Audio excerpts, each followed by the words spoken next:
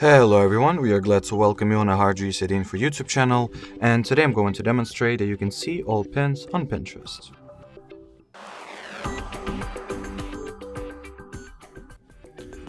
So to begin with, make sure that the all pins board is visible, which you can check by going into your Pinterest profile, then enter the board's settings, then go for the edit board's visibility option, and make sure that show all pins toggle is enabled.